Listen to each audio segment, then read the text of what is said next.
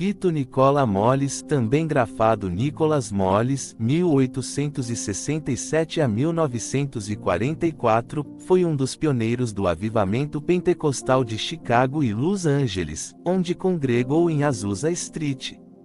Nascido em março de 1867 em Nápoles, Itália, filho de Carmine, 1834 a 1921, e Carmela Mollis, 1842 a 1916.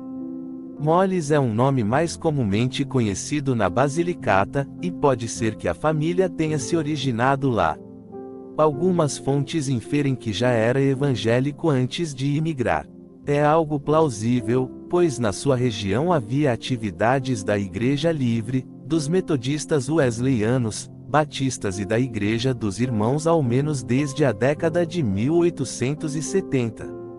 A família migrou para os EUA, chegando a Nova York no Rhineland em 3 de outubro de 1879, mas estava longe de ser apenas uma história de alcançar uma vida melhor.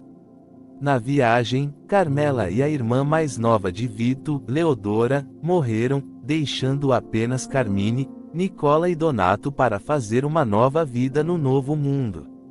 Carmine, listado como Canil, em alguns relatos, parece ter se casado novamente, já que ele e sua nova esposa Gaetana aparecem no livro de membros presbiterianos em Chicago. Em 17 de abril de 1890, casou-se com Angélica de Grésia, fevereiro de 1874 a 1940, que recentemente também havia migrado para os EUA com seus pais Giuseppe e Manuela Rosella. Juntos, Vito e Angélica teriam 6 filhos, dos quais 5 sobreviveram. Em março de 1894, Vito e Angélica se juntaram formalmente à primeira igreja presbiteriana italiana de Filippo Grilli em Chicago, embora, dados os requisitos para prosseguir para a membresia e comunhão, é provável que eles tenham começado a frequentar em 1893. Grilli escreveu em seu livro Session, que das 18 pessoas que tinham saído para ter acesso à mesa, solo Vito Nicola Mollis non pote participare ao comunione, bench, n'avesse gran desiderio. 25 de março de 1894, atas da sessão, Primeira Igreja Presbiteriana Italiana, Chicago, seus pais Carmine e Gaetana se juntaram no ano seguinte. Sendo apontado diácono em 14 de abril de 1901. Enquanto membro, Mollis questionava a prática de batismo infantil, filiação formal, registrar o nome em um livro de membros, e a necessidade de ministério treinado em seminário, pois cria que bastava a guia do Espírito Santo. Por volta de 1898, Giuseppe Berretta, que havia sido convertido entre os metodistas livres, juntou-se ao primeiro presbiteriano italiano. Um evangelista eficaz, ele logo estava entre a liderança da igreja. Suas raízes metodistas reforçaram as ponderações de Luigi Franciscon sobre o batismo bíblico. Por alguns anos, eles continuaram a servir sob Grilli, mas em 1903, Grilli se despediu na Itália, deixando o presbitério sob Franciscon, encarregado da igreja. Um grupo que havia respondido à pregação de Berretta, reunidos sob G. Marin em Eugene, desejava ser batizado, e Berretta havia se batizado em uma igreja dos irmãos. Franciscon anunciou à igreja que ele estaria liderando um serviço batismal no Lago Michigan. Quando Grilli retornou, Franciscon deixou o cargo de presbítero e membro-presidente, um ato que levou cerca de 30 pessoas a segui-lo para fora da igreja.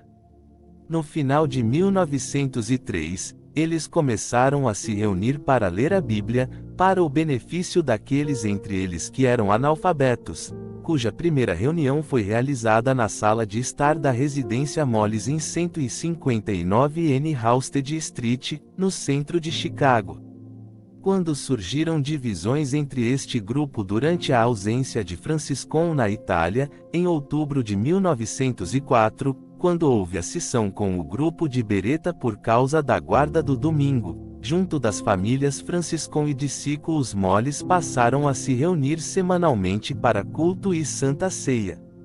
Em algum momento entre a formação da nova igreja, a chamada Chiesa dei Toscani, e o encontro em 1907 de vários membros desta igreja com os fenômenos que saíam da Rua Azusa, Vito e Angélica Moles decidiram se mudar para Los Angeles. Franciscon observa que foi, cerca de um ano antes da manifestação do Espírito Santo, durante o qual alguns deles receberam o batismo, e poi si unirono coi fratelli americani di quella città. Isso faria sua mudança por volta de 1906, durante o qual Vito e Angélica caminharam diretamente para o reavivamento mais significativo da época. Quando em 1906 houve o avivamento de Azusa Street, suas filhas souberam e foram visitar a missão de Azusa. Após alguns dias receberam os dons com sinais de falar em novas línguas. Seus pais passaram a acompanhá-las. Em Azusa encontraram outras crentes italianas, Anne Viena Romigren, Rosina Tanzola e suas filhas Endidine. Depois da conversão de mais crentes italianos, o grupo organizou cultos domésticos no verão de 1907. O lar dos Moles na Mozart Street, no coração da Little Italy de Los Angeles, tornou-se uma casa de oração. Um ano depois, quando ocorreu o avivamento entre os italianos de Chicago, certamente os Moles se comunicaram com eles. Assim, nos finais de 1907 Rosina Balzano Franciscon veio a Los Angeles e no começo do ano seguinte vieram Louis Franciscon e Giacomo Lombardi. Eles estavam morando na 217 East 15 TH Street, Los Angeles, e Nicola continuava a ganhar a vida como barbeiro na 1910 East Main Street.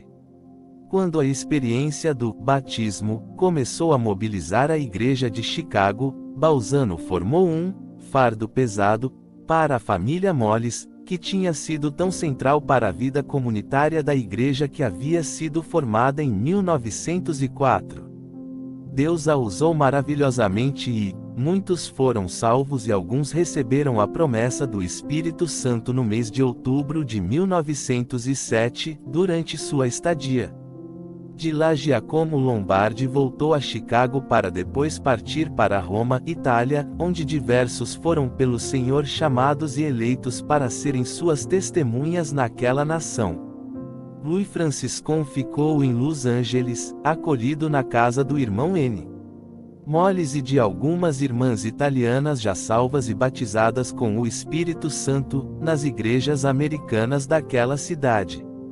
Naquele tempo, o Senhor salvou o irmão Serafino Arena e família, além de outros e,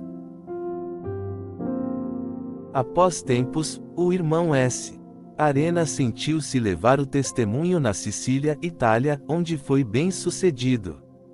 Em 3 de março de 1909, os Franciscon Chicago. Em 1922, eles estavam morando em 436W. San Carlos, San José, Santa Clara, para onde Mário Bondiorno havia se mudado no ano anterior para iniciar a plantação de igrejas. Alguns anos depois, no entanto, eles estavam de volta a Los Angeles, sugerindo que a mudança era de curto prazo. A igreja italiana propagou-se organicamente. Depois da assistência de Franciscon veio João Perrault para servir como ancião. Os Moles foram membros ativos dessa congregação e a viram crescer. Vito morreu em 1944, tendo sido pré-falecido por Angélica, que morreu em 3 de maio de 1940 em Los Angeles. Sua contribuição como seguidores entusiasmados e apoiadores do pentecostalismo italiano primitivo é muitas vezes negligenciada na escrita das histórias. É claro, no entanto, que o grande desidério de Moles foi essencial para o sucesso de Franciscon quando ele saiu das regras da Igreja Presbiteriana, e sua hospitalidade e apoio foram novamente essenciais para o plantio e disseminação do pentecostalismo entre os italianos em Los Angeles. Mário Bongiorno, por sua vez, traça os ecos desse efeito de volta a ele, em toda aquela região, e depois de volta a Los Angeles novamente através de seu próprio trabalho. Pode muito bem ter sido Moles novamente quem ajudou a apoiar Bongiorno em seu trabalho inicial em San José. Sua história fornece uma visão rara de como os movimentos e vidas dos humildes da terra alimentaram as realizações mais visíveis e espetaculares daqueles cujos nomes são agora mais conhecidos. Só por isso, Vito, o barbeiro, e Angélica, a dona de casa, merecem ser lembrados.